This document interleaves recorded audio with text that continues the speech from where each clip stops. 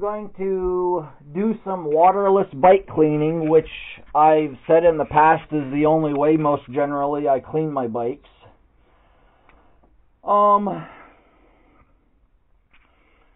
don't know the best position for the cameras, however, but some of the things you'll need: some really clean rags,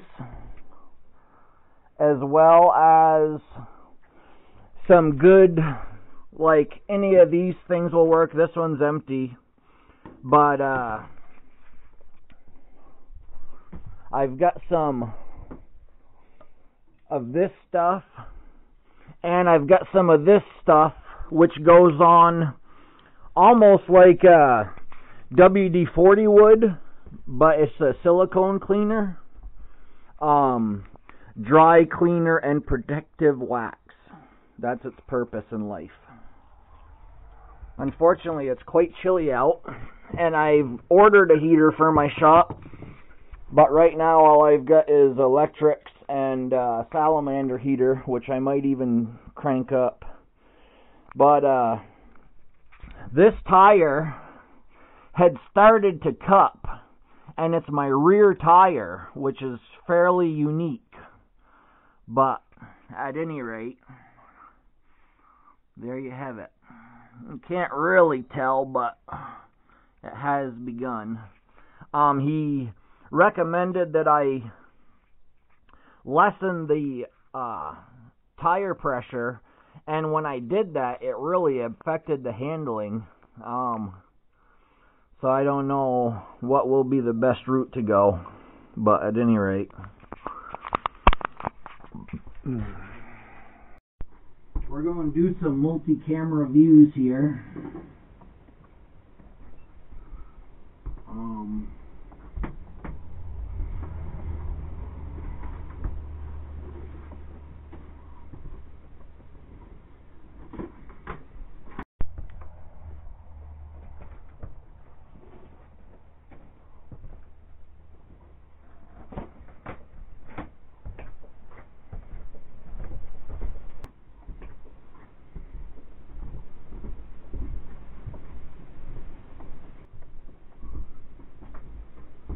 This stuff here is a Rain-X water repellent,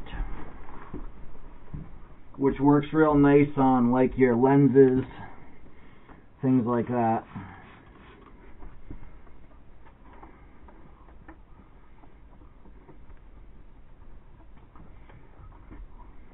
And the more you clean it, you can do a regular wax, which helps make a nice protective barrier. And then in between cleanings, it saves it quite a long time and gives you that much nicer of a surface. So that's what I recommend. Doing it by hand on a motorcycle is probably the best way to do it, just because then your buffers don't have a chance to whack or scrape anything. And bikes are relatively easy to do by hand anyways, and you get over the surfaces much nicer.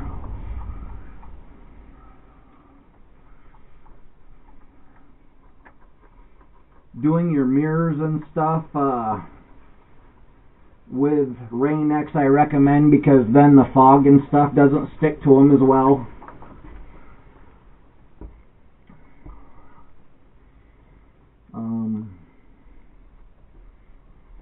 I think that's about all the advice. As far as the radiator itself goes, I will spray that with any type of a cleaner, and then let it sit a little bit, and then you can douche that out with a spray bottle of water just to make sure nothing's sitting in the radiator, and then start it up soon after so the water doesn't sit as well.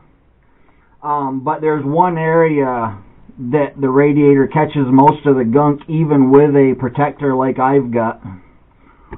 I don't know if you'll be able to see the protector very well. But on like my cruising bike, the radiator is really low, so it catches a good deal of the road grime and whatever from the front tire. And normally it doesn't build up very much if you keep after it. But like I got that bike with 3,014 miles on it, and I don't think it had been done ever. But that's an important area to keep after, is your radiator. So then we move on to this stuff.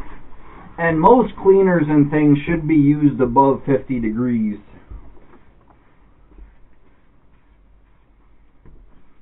Where your legs and stuff hit, I try to get the heaviest on it, just for the extra protection. And I like to rub it around with your cleaning cloth, and then take a nice fresh one to buff it. Use it the same way you do a regular wax, no matter what kind of a cleaner you're using. Like even my headlights and stuff, I'm going to buff those over lastly. I'll do all my painted surfaces with the regular wax, but I'll still buff those off. Your trouble spots, like your fronts of your mirrors, you'll probably have to do a little bit heavier there, just because that's where the bugs accumulate.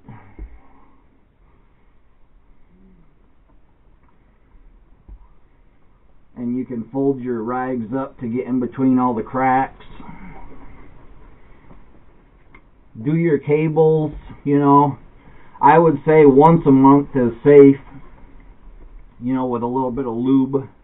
I don't like using anything too gummy. I prefer stuff like WD, just because then it's in there, but it's not going to harden up and collect. And it's also a really good cleaner, WD-40 is. It'll take off grease and all kinds of different things. The bugs are really, they harden up like glue in a lot of cases.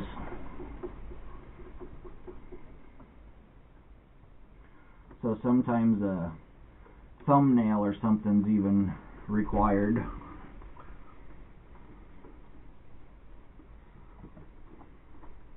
But this way here, you don't get the water spots. The water's not sitting in vital areas like inside your wheels where your bearings are and stuff. Of course, all that stuff is sealed, but the least amount of water possible, I think, on anything really, but especially your bikes. And if you do it with water, certainly take it for a quick ride so that your engine runs and gets out all the water that's sitting on your motor parts, and your wheels get to fling off any excess water.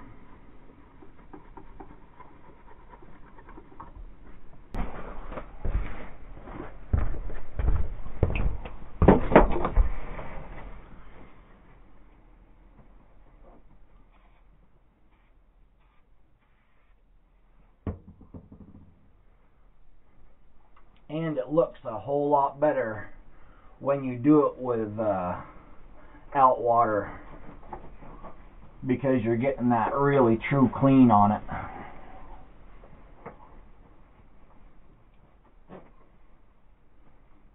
Really nice surface, and everything sticks to it that much harder, or less hard. Of course, water is faster, but like most things, faster is not the best way to do it. Then you also get a chance to hand rub everything. You know, you can check your nuts and bolts and things like that and make sure there's nothing that spins easy for any reason at all. You can get all those vital parts, like where your oil cover screws on. There's a lot of the time a lip there, so I like to push that out so it never accumulates, because then when you take off your oil cover, all that junk is right there, which was the case on my new Vulcan, because that does have a really big lip. And luckily the oil is really clean on it, so at least he kept up on that. Or at least he had done it once anyways, because it was clean when I got it.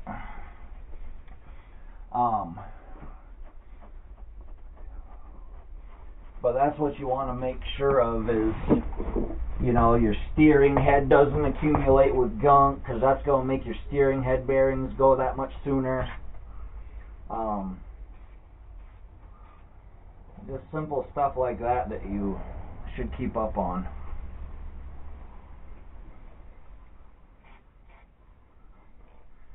If you really love your bikes, that is. Which I don't think there's much that I put more care into than my bikes. My cars I'm pretty anal about, but my bikes are always showroom, no matter what's going on with it. I'll give them a really good cleaning before winter, and before I ride them, you know, I'll make sure that the dust isn't on it. As a matter of fact, that's a lot of the fun of owning a bike in the wintertime when you live in cold areas, is you still get to maintain them and touch them and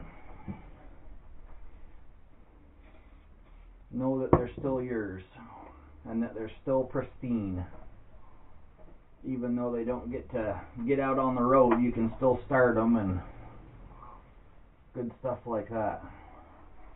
And usually waxes lift the dirt, so you don't have to worry about, you know, scratching up a unwashed with water bike, which is something that people say a lot, is, oh, you'll scratch them up if you don't wash it with water first.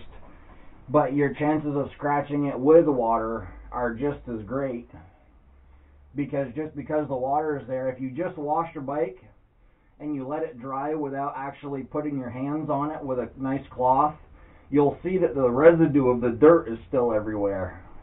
So it really doesn't do a very effective job cleaning. Your wheels are a big thing, especially your back wheels, or your back wheel, because you're getting all that road grime pushed from the front to the back, plus you've got your chain lubes, if you've got a chain, they're flying off and accumulating all over that. So that's kind of the pre-clean right there, all except for my wheels. And we'll do that. But now I'll get a new cloth